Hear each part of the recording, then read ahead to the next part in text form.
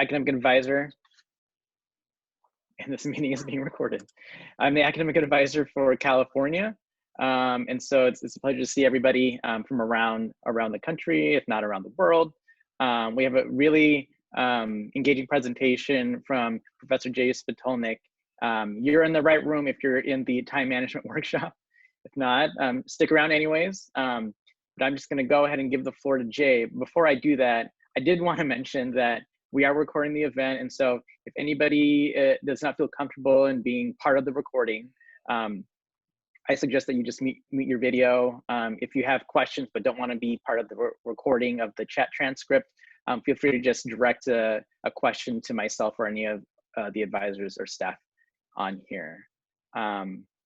With nothing else to add, I'm just going to give Jay the mic. Well, thank you for the mic, Mike. And I'm going to share my screen. And let me see. Okay, so first of all, besides me as the presenter, just so you know, we've got some student panelists who are going to be participating at various points in the session. They are Vijay Sifasakar, Mania Abdi, and Mac Moody. So you'll be hearing from them at various points in this presentation.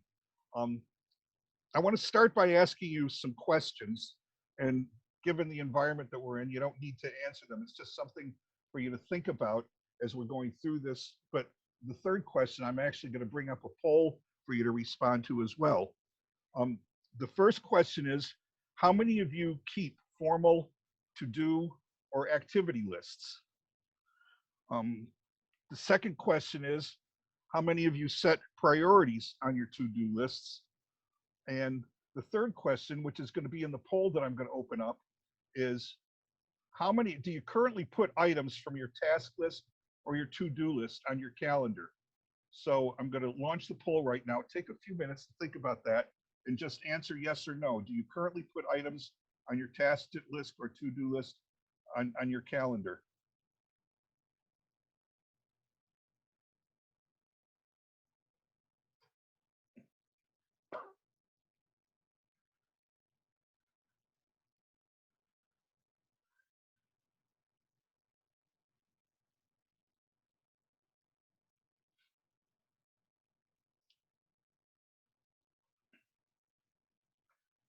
Okay, I'm gonna close the poll. We've got most of the people who are here, and I will tell you, when you look at these results, that's actually surprising to me because there are very few people who do put their task list or to-do lists on their calendar.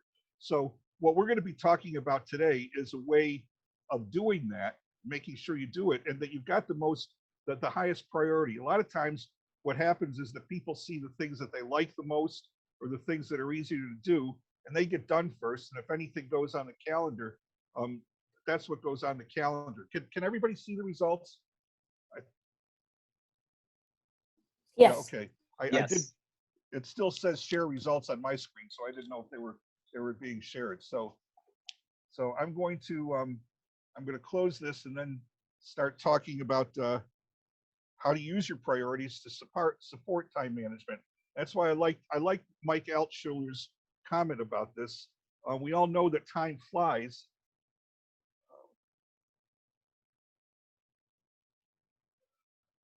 We all know that time flies, but what we're talking about here is the fact that we're able to establish ourselves as the pilot for this.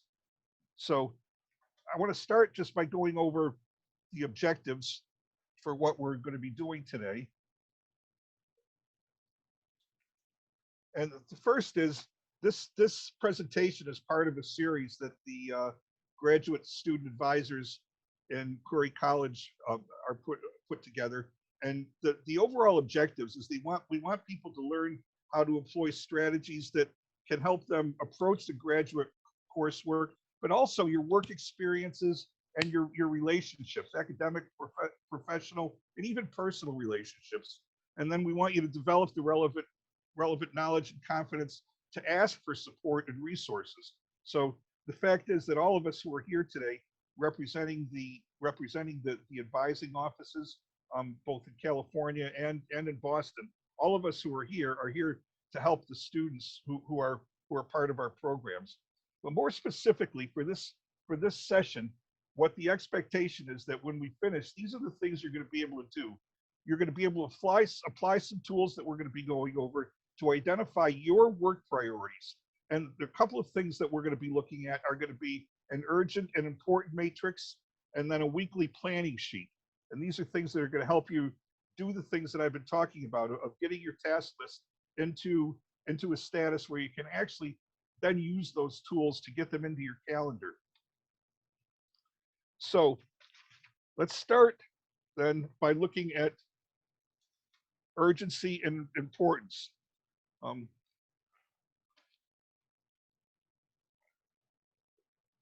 One of the things that we need to be able to do when we're riding along on our unicycle, juggling with a lot of balls in the air, is to figure out which of the things that are on our task list need to get done. And going way back into ancient times when people were doing their calendars and on paper and in calendar planning books, many of you are familiar with the Franklin Planner. And part of what you got with your Franklin Planner when you were trained on how to use it was a grid on urgency and importance. So if you're going to effectively plan your activities and your tasks and build them into your calendar, you need to, based on your own categories of priorities, you're going to need to get them into some type of format. And the Franklin Planner grid, I've been using this for years and years and years, of urgency and importance is the way to start. Put your activities into this grid. So first question for you to think about as we're going into this, and I'm going to show you where most of the things, the way that this should end up, but you should think about which quadrant you think should be taking up most of your time, and then you need to think about how you can make that happen, how you can make the things in that quadrant, how you can make them take up the most of your time, and think about what happens, what you're doing when most of your time is spent in quadrant one. And let me just tell you, when it happens that most of your time is in quadrant one, it's because you haven't thought about this in a planful manner, and you're always ending up doing the things that are important and urgent. So here's what you should be expecting. Most of your work should end up in quadrant two, and you should expect around 65% of your work to be in quadrant two. That is, it's urgent work, it's important work, but it's not urgent. So that means you've got time to think about it and time to plan it. The second category, the second quadrant you should have a lot of stuff in then is going to be quadrant one, but you shouldn't have any more than about 20 to 25% of your work there. And it's just unavoidable that you're going to have things come up that have to get done quickly, and you haven't had time to prepare for them and haven't time to plan for them. But that's when you're in crisis mode, which creates all kinds of incredible psychological issues. But that's 20 to 25% of your work.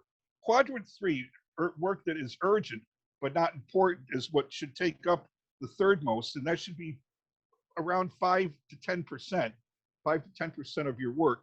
And you may have noticed, if you were doing the math while I did this, that leaves 0% of the work for quadrant four. If something is not important, something is not urgent, why bother doing it? And there's some people who are on this right now who are in my project management class who know that I've been talking about, when you look at what projects you're going to do, is if it doesn't fit into certain categories of importance, then you need to be asking yourself why you're doing it. So when you do your planning, you should have most of your work in quadrant two, most of the things that you're going to put into your calendar. So I'm going to turn this over now to our panelists to respond. So if VJ, Mania, and Mac can open their mics and talk to us. tell us about how you think about urgency and importance when you're planning your work. Sure, I'll go first then. Hi everyone. First of all, my name is Vijay. I am in my second year of my master's studies in Korea, and I'm doing my MS in cybersecurity. So as far as urgency and important goes, um, I'm currently working two part-time jobs at the university, and I'm also the president of the Korean Master Students Association. And my quadrants are pretty full, so to speak. And the way I think about importance is measured by outcome or the magnitude of the value of the outcome, and it requires assigning some value to the outcome. And how and that is related to the completion of the task. Whereas urgency depends on the deadline.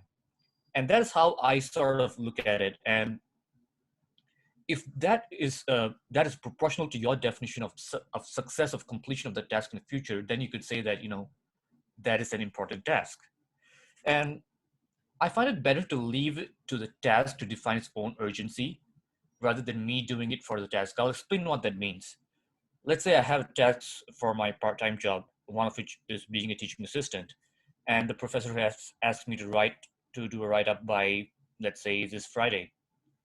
And the urgency of that task is implicit to me. I know the urgency of that task, but the problem is the closer I get to the deadline, the more urgent it becomes automatically, because as the deadline approaches, it's become more urgent to complete it. Whereas when the professor first gave it to me, there was maybe very little urgency. It's never zero, but there's very little urgency. So I find it best whenever I first get the tasks, I look at the task implicit urgency, and then I work from there. And as far as importance goes, that's the same thing as well. The task will show you what's important and what's not. Thank you, Vijay. Who wants to? Mania, Mac, who wants to talk next? I'm happy to. So for me, I mean, this question comes up daily, and then it comes out when I'm planning my semesters and things like that as well. I think that what's most important to me is getting value out of my degree. So there have been times when I don't use this exact tool, but I use something similar. And when I'm thinking about that, if there's too many things for me to do in the day, I'm not actually getting value out of my degree. You can take 2 classes at a time and also work a full-time job and get it all done. But are you all actually learning anything? Are you actually being successful?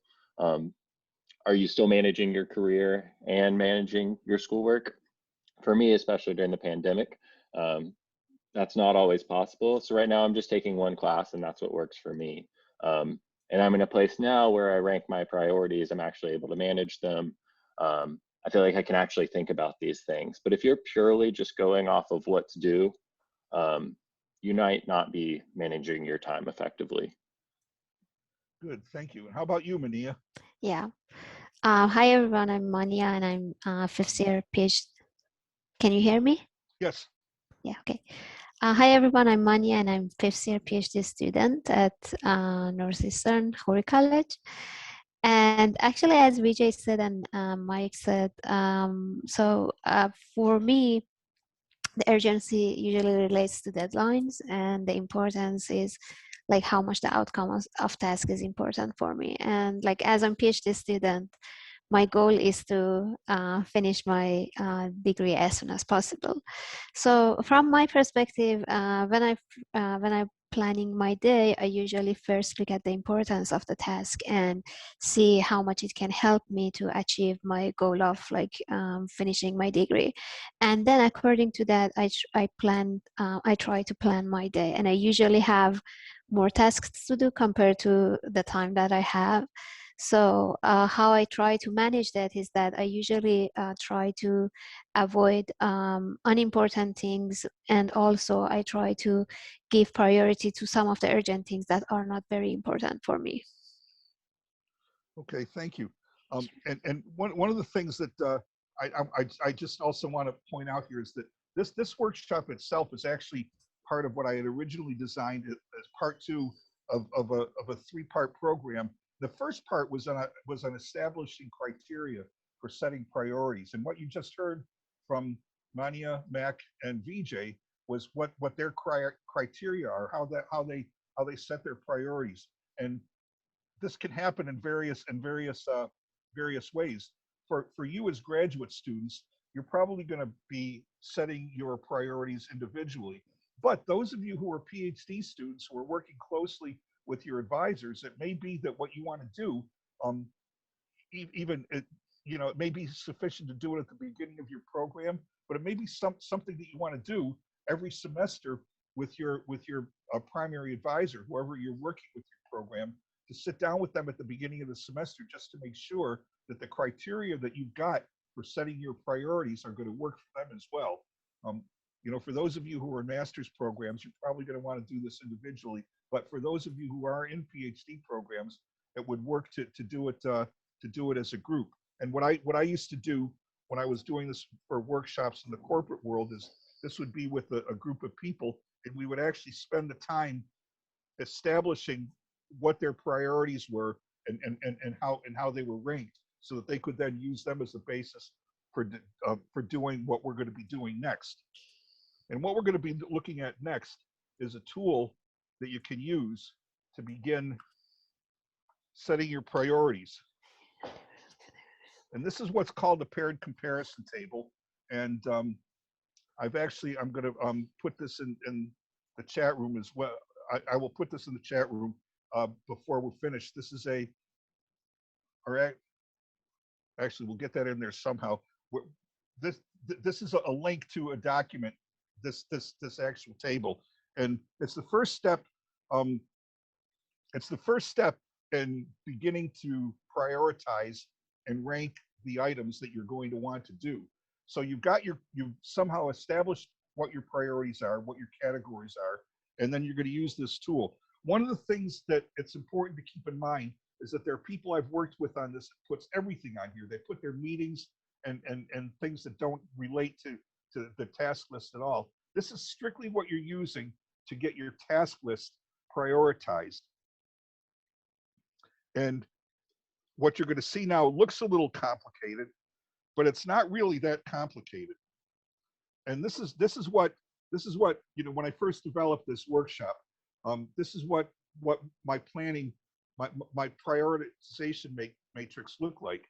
And so what you're doing is you get all the things, your task list, and you get that listed, and then you're comparing everything to each other. So for example, you're comparing 1 to 2, 1 to 3, 1 to 4, 1 to 5, 1 to 6, 1 to 7, 1 to 8, and you're comparing this to determine which of the two is the one that is a higher priority for you. You put an X in the checkbox for whichever one, and so you come up with the numbers that you see in the number column. So you can see that there were 2 times that item 1 was the highest priority, but you go all the way down to you go all the way down to number 8, and you see that was the most important one for this task list. It just happened that this was the very first time I was conducting this workshop, and I had to be ready by that Wednesday to conduct the workshop. So for every one of these,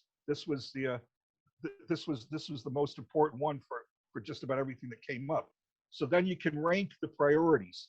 Okay, so now you can see that completing the materials for the Wednesday class was the highest priority. Scheduling the meetings with the NEIT students was the lowest rank for all of this. So you've got all these taken together. You're going to do this. You're going to do this, and this is going to set your priorities. Now, based on how changing your schedule is and how volatile it is, the frequency that you do this is variable. When I first started doing this, I was doing it a couple of times a week.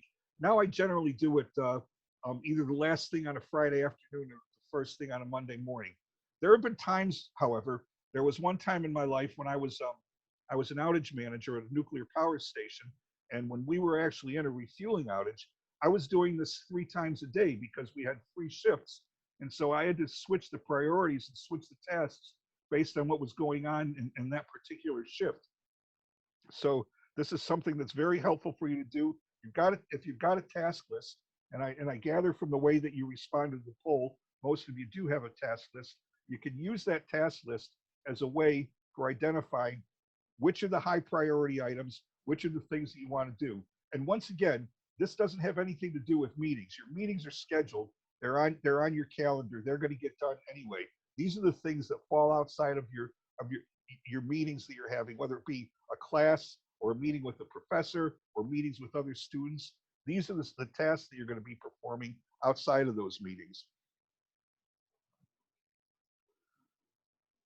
So let's turn it over again to our three panelists and ask Vijay, Manya, and Mac how you do this. Let's somebody other than Vijay go first this time. Yeah, I can go first this time. Go ahead. Yeah, okay. So I usually, how I do that is I usually categorize my tasks according to the goals that I have. And for example, I have personal tasks, I have like my education related tasks, and I try to divide my day into different like time slots. And then I try to allocate each of those categories to those time slots and then prioritize tasks within those categories. For example, if I have some personal task, for example, I should call my mom, or I have to do something else, like which is personal. I usually put them in the middle of the day around noon or at the end of the day. And if I have to do something related to my degree, I usually do it in the morning or in the afternoon. So, and then prioritizing tasks, especially for my PhD, I usually do that by the projects that I'm doing, the deadlines for those projects, and also the importance of those projects for my degree.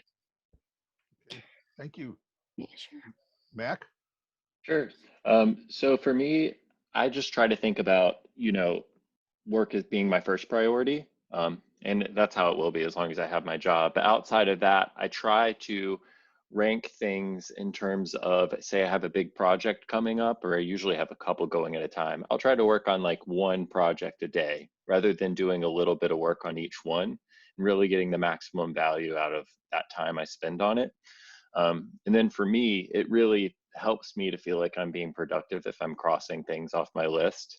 So there might be a couple other things during the day. There's smaller items that I'll have on that list and I'll rank as well. Personal things like laundry, exercising, things like that, I don't really put on the list. And those are more, if I feel like I was being productive, I should have some extra time in the day to be able to do those things. When you say, you can't mix the work with the school, are you able to do schoolwork during your workday, or does that have to be done after the workday?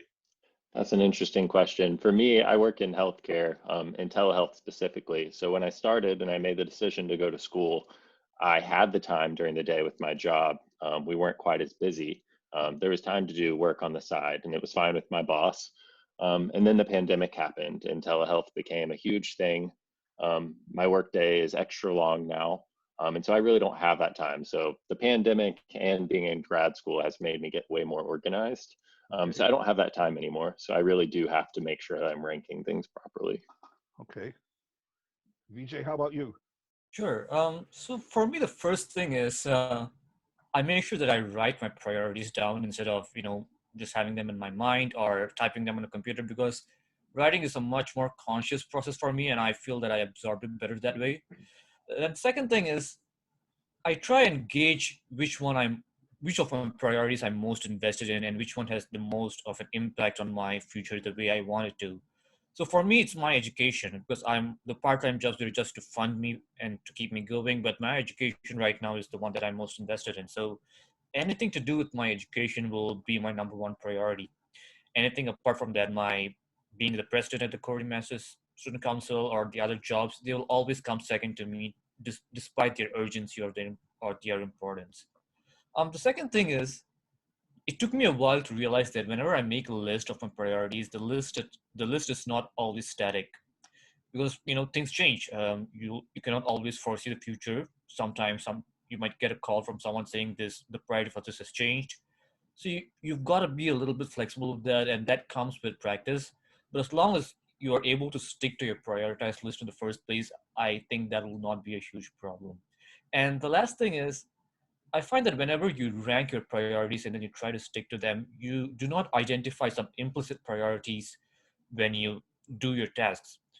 I'll give you an example. For instance, whenever I try to study, I find that my desk is cluttered and maybe messy. And then I tell myself, all right, maybe I'll just tidy my desk or I'll clear it really quickly. It'll take 5 minutes and then I'll start my work. Because for me, I'm more efficient in my work when the workspace is neat. However, I channel my desire for perfection into tidying my desk, and 5 minutes becomes an hour, and an hour maybe becomes two because I want to have everything really neat. And the problem is efficiency is lost much more in this process. I've identified that I'm going to lose efficiency either way. If I work with the untidy desk, some efficiency is lost. But if I decide to clean it and I lose a lot of time, a lot of efficiency is lost. So I've got to make a logical decision. Is it better to lose some efficiency or a lot of efficiency? And I think that answer is obvious. It's better for me to lose some efficiency. And it takes a little bit of time to learn what these implicit priorities are and how you're exercising them. But once you get into the rhythm, it'll come pretty quickly. And that's a really those are really great points, BJ. And using the thing is that if you know that those things are there, those are tasks that you can build in. You can build into your calendar. You don't have to, if you know that you've got 4 different tasks that you're going to do each day, what you could do is put on your calendar 5 to 10 minutes at the beginning of that task to do some desk decluttering. And you can put that on the priority matrix so that it actually gets built into your calendar. So that's what we're going to talk about. Um, when you do this task planning, what you should be starting with is a calendar that's already got all of your meetings on it, which is what you see here.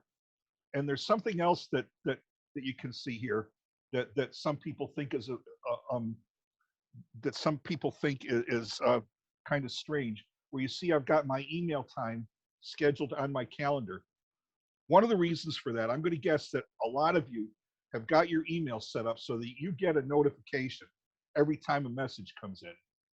That is one of the biggest time destroyers that you can possibly have, because for the most part, probably the vast majority of your emails are going to be important but not urgent. Okay, and if people know you well enough to know that you're going to respond to emails at a particular time of day, they're going to know that if they send you an email at noon, that they may not hear from you again until the end of the day. Now, there are obviously exceptions to that. I report to 2Ds. My position is in both Curie and Bouvet. And if I see an email, I'll still glance at my email list to see what the emails are. If I see that an email has come in from one of those 2Ds, I don't care if it's not 9 o'clock in the morning or 4 o'clock in the afternoon. That's a priority for me. I'm going to respond to that. But so that's just something that's kind of an aside to this. And I'm going to talk a little bit more about that at the end too, and how you manage that. But you should have your stuff in your calendar before you add your tasks to it that are the things that have to be done. One of the things that I always do as well, because there are very often people who are in roles where they can also have access to my calendar and schedule me on my Outlook calendar. So one of the things that you don't see here, but you would see if you were looking at my real actual calendar, is that I have color coding for my things that are on here too, so that anybody else who's looking at it can know that this is something that they could schedule something else in its place and move that around.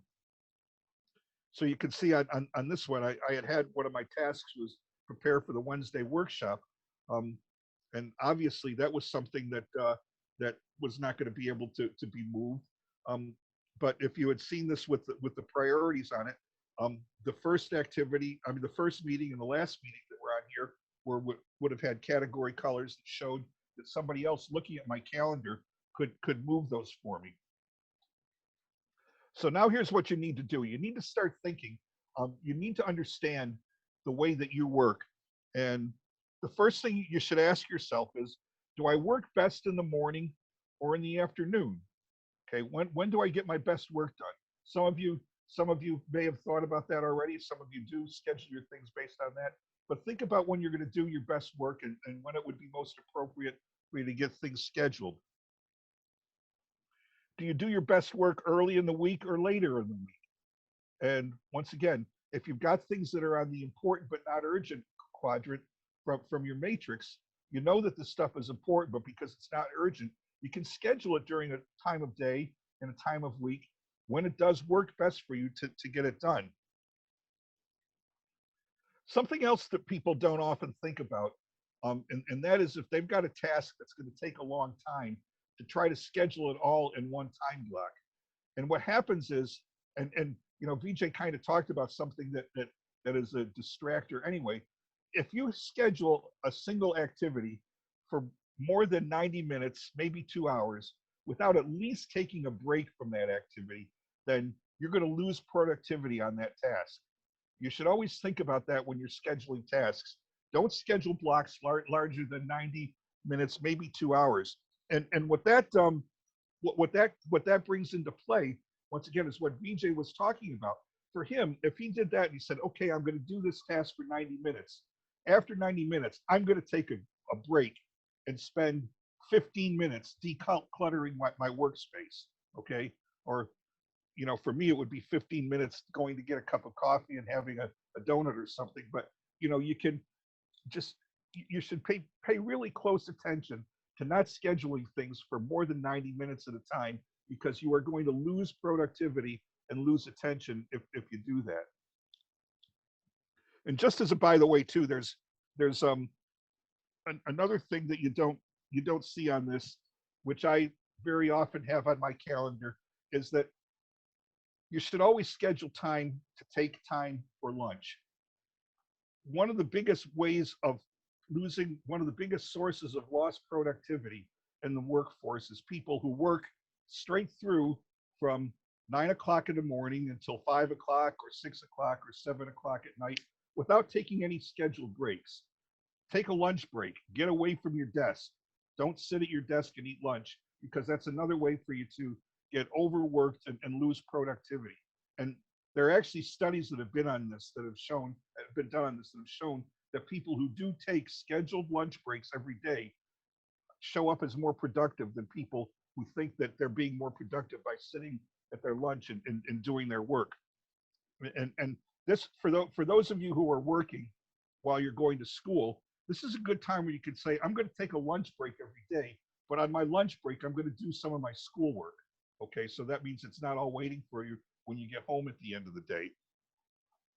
So this is what it looks like. You know, we had my list that you saw, and this is now with the activities, the tasks that were on my list scheduled throughout the week. Now, the one thing that we have here, and the way that I've worked this, is that I do work best in the afternoon. There's a lot of, I'm good with all the social elements if I work in the morning, but I work best in the afternoon. So I scheduled afternoon time, and you can see here blocks of no more than 90 minutes. The only one that had to go over to another day because it was going to take more than 90 minutes was the completing the materials for the Wednesday class. So I did that spread out over 2 days. But nothing else on here is scheduled for more than 90 minutes, none of the tasks. Obviously, some of the meetings had to be scheduled for longer time periods, and the workshop was a 3-hour workshop, but none of the tasks are more than 90 minutes. So this is what happens when you have developed a good priority-based task list, and you can now transfer it to your calendar. Once again, looking at when you do the best work, when the work has to be done, and what the priorities are to make sure, you know, what happens. What's going to happen sometimes is that you're going to see, after you've gotten everything on here, that you just don't have time to fit some of the lower priority things on here. But you just go and order the priorities that you have on that matrix and say, you know, my first thing that I put on here was completing the materials for Wednesday, because that was the highest priority, and just work it through like that. So the three of you have talked about this a bit anyway, but we'll ask you again, the three panelists, how do you think about scheduling your tasks? And Mac, it's your turn to start first this time. Okay. So for me, I mean, I do everything based off my work calendar. So I keep a really strong work calendar, and of course, all my meetings go off that as well. Um, but the one piece of advice I can add is what I sometimes do is even I'll retroactively add things to my calendar, especially as I'm working through the week. So if it's, you know, if I spent the last hour working on a project because I had a little bit of free time, I'll put it there. And then so I can look back and see how I was prioritizing my time, or maybe if I need to make a change. Another thing I do, and this may not be, you know, news to anyone, but as soon as I get an invite from someone to something, even if there's talk of scheduling something, I'll go ahead and put a hold on my own calendar. Or if I need to build out that time for weeks in the future, I know I have a project due at the end of the semester, I'll put holds on there as well, so that I at least have built-in time. And that's kind of how I do mine. Okay, I can go next. go ahead. Yeah. Okay. So for me, I usually have different levels of like scheduling, and I usually have like semester-wise scheduling, and then monthly, and then like for week, and then for day. I usually have these 4 levels. For example, at the beginning of each semester, what we do is that we arrange the time for the meetings. And how I try to do that, I try to schedule my meetings for Tuesdays and for Fridays. This way, it allows me to have all of the meetings in one day and have less meeting, especially during the pandemic. We have more and more meetings compared to before. So I try to schedule them on Fridays and Tuesdays. And then at the beginning of each week, I usually like look at the calendar and try to schedule the important tasks, those with less priority and those without urgent deadline, in Friday and Tuesday. This allows me to reserve the other days of week for the task that needs more concentration. And also for a month, I usually try to, for example, look at the task that I have to do in a month, and I try to, for example, say, okay, I want to finish this task by 10th of February 10th, or this one by, for example, mid-February. So this way, this allows me to kind of have a higher level schedule and lower level schedule. The other thing that I do that I think helped me a lot, especially during the past year, for scheduling my task, was to keep track of how I do during the day using an app called Forest. And using Forest, I usually keep track of, for example, I spend 2 hours on this task, 2 hours on the other task, and at the end of the week, I get back to it and look at it, how my scheduling was correct, and then I try to like adapt it for the next week. This helped me a lot to improve the time slot that I spend for each task. And I guess keeping track of both Google Calendar and Forest was very helpful for me. And those are some great points too, because what I'm talking about, what I've been talking about is a proactive way of doing all this. But what Mania is talking about is also looking at it reactively, so that you can analyze what you've done and say, was the way that I planned this appropriate, and do I need to make adjustments to the way I'm doing my planning, and factor that into future plans. Yeah. BJ, how about you?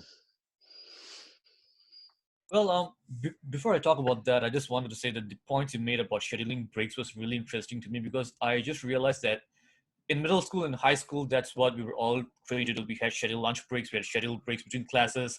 And as much as my generation, at least, loves to trash in the education system, that was something that they're really setting us up for, and it all crumbled into nothingness once we graduated. But anyway, I digress.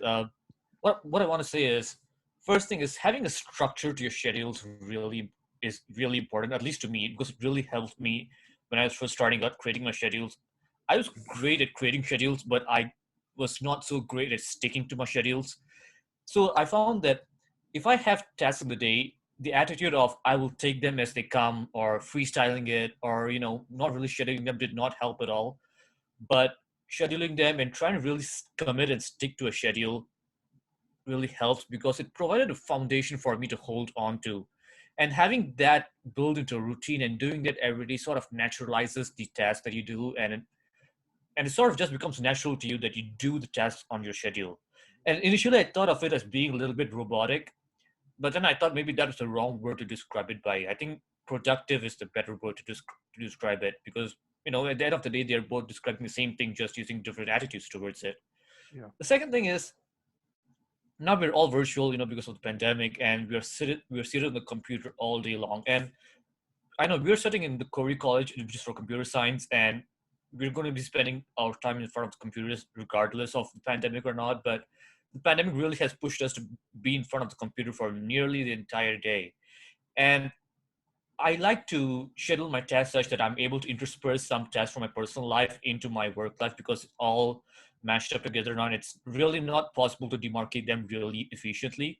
So whenever I take a break, I try to, do some cooking or do my laundry, or, maybe even just go out and fill my water bottle. And that really helps. It also takes care of my personal life, and it sort of keeps lines, it sort of fills a gray area between my personal life and my work life.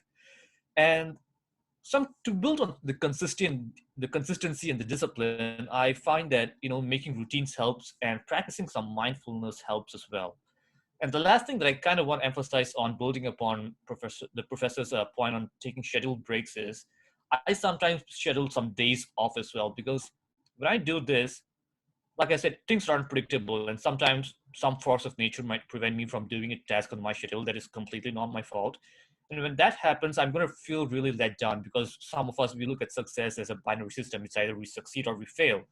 And it might it might be the case where, you know when we see success as that way, we don't necessarily prepare for it. We're not prepared for it to be, we're not prepared for the outcome of that. And if you do schedule breaks, you're prepared for, these are something that I can take. You are prepared for things not happening the way you want it to. So I really emphasize, and I really want to stress the importance of taking some scheduled breaks for larger periods of time as well. At least that works for me. And it's impossible to emphasize enough how important that is. And that, I mean, there are lots of things that happen under normal circumstances that are not happening during the pandemic. And BJ mentioned that, being in front of your computer all day.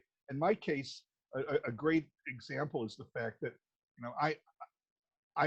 as I've mentioned, I'm in two colleges, Bouvet and Corey, and my office is in West Village H with Corey. But my meetings get held all over campus. The department that I'm in Bouvet is headquartered in Robinson, which is all the way over the other side of the student center.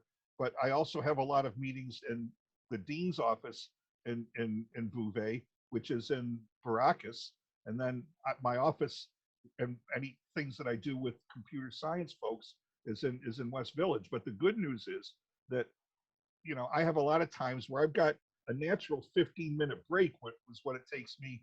Being an old guy, I'm not running across campus, but it takes me 15 minutes to get from my office in West Village H over to Robinson for department meetings. So you can think about your travel time from one place to another as break time. So one of the things that I've been having to do more since March is to formalize my break times on my schedules, because being in front of my computer with Zoom and Teams and everything pinging me all the time, I need to do that a little bit more effectively. One of the things that I want to do, just to close, is something that's kind of a bonus that I added in after the first time I developed this workshop, and that's something that actually speaks to an issue that VJ was bringing up. And a lot of times, your cluttered desk or your inbox is interfering with your ability to manage your time. And this is something that I've been talking about since way before we were working with email. And one of the things that happens is that, I bet if a lot of you look at your email in baskets, you've got pages and pages of emails sitting there. And this is just whether you're talking about paper or email, this is the 5 things that you should do. The first is, you look at it and say, I don't need to do anything with this. Trash it right away. The second is that this has got nothing to do with me, and I'm just going to refer it to the person who needs to take care of it. The third thing is that it's something that is urgent, needs to be addressed right away, and you act on it. Do whatever it says to act. The third thing is that you don't need to do anything in it right now, but you are going to need something to do something with it eventually. I've got a folder in my Outlook that's called Action Waiting. File it, and the same thing. If you say, I know I'm going to need to read this, but I don't need to read it now. I'll read it later. Put it in the Action Waiting file. For me, I get very distressed when I look at my in basket if I've got more than about 10 or 15 things sitting in the in basket, because it means that I haven't managed my time properly, and I haven't addressed the things that need to be addressed appropriately. So that's my presentation.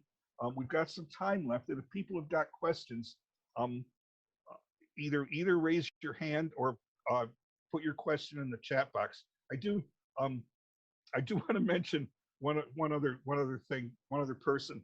Besides posting this on my family group on Facebook, I also posted it. My high school graduating class has got a group on Facebook, and I posted it there as well. And I have one of my high school classmates who I haven't seen in a long time here with us today. So hi, Ann, welcome. Hi, Jay. You can tell our classmates how well I did with this. So you did well. So what questions do you have for me or for any of our panelists or for each other? Post them in the chat room if you have any.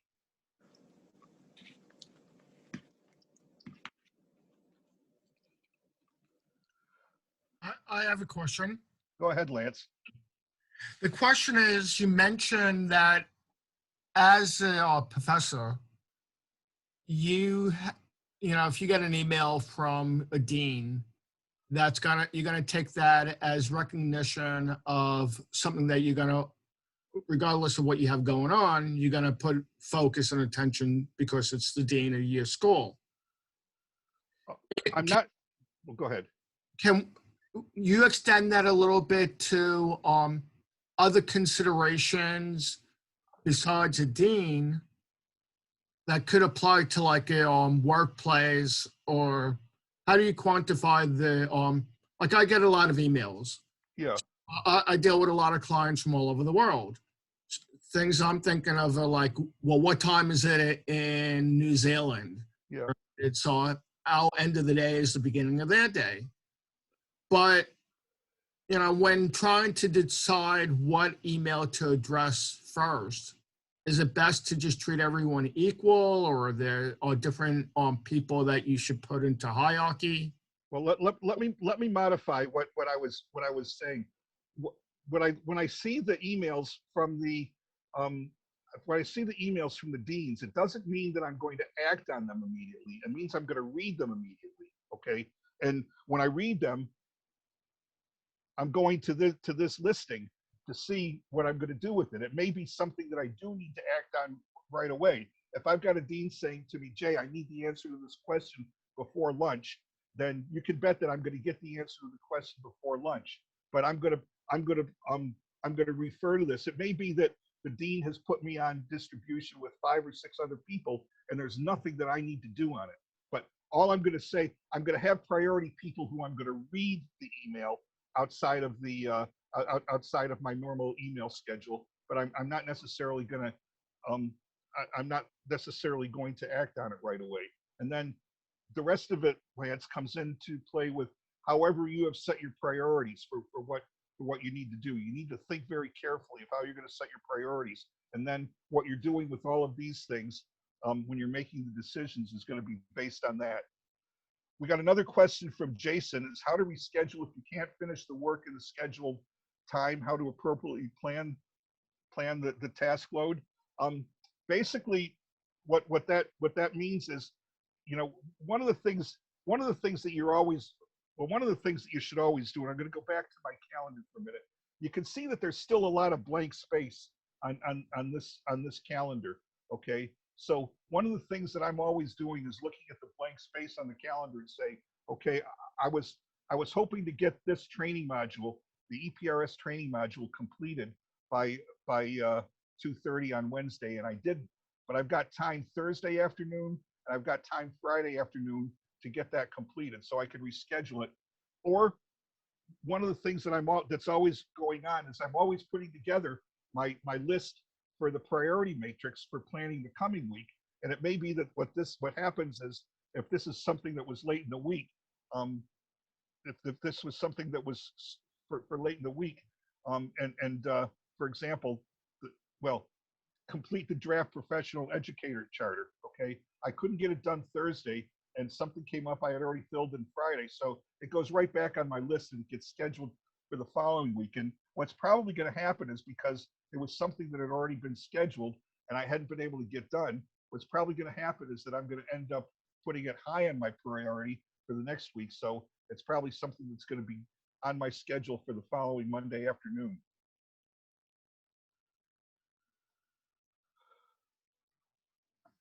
Other questions? What other questions do people have?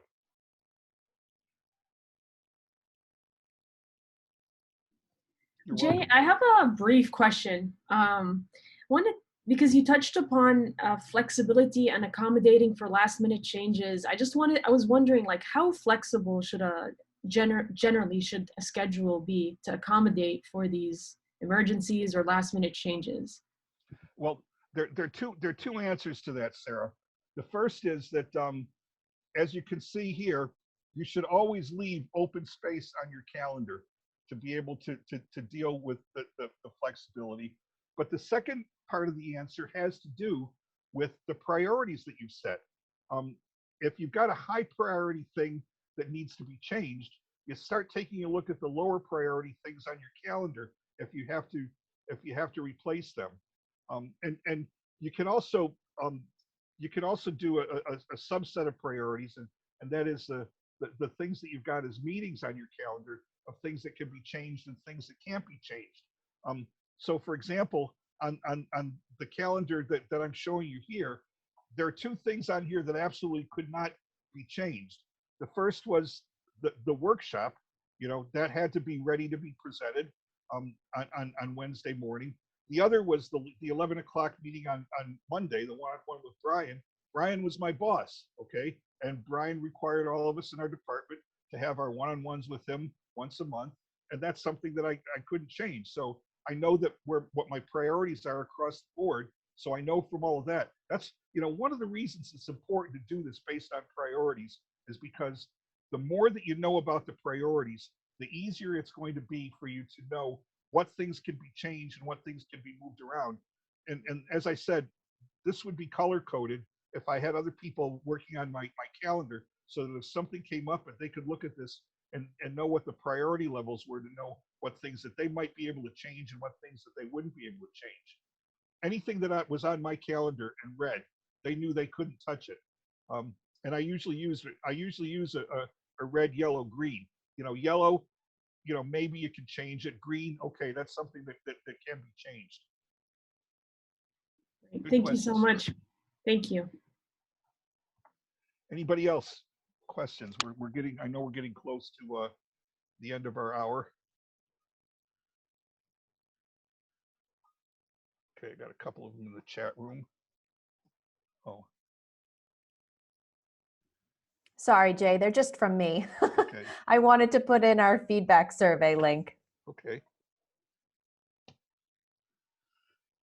And believe it or not, I tell my students this every semester when it's time to get to the trace reports. I really do pay attention to this kind of feedback. So if there's anything that you say in this feedback form that'll help me improve,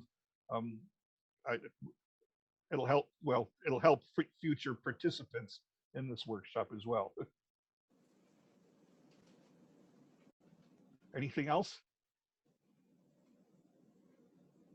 I guess that means that we're done, doesn't it? Thank you all very much for coming. I very much enjoy doing this, and I hope you get something out of it. If you have any questions after this, my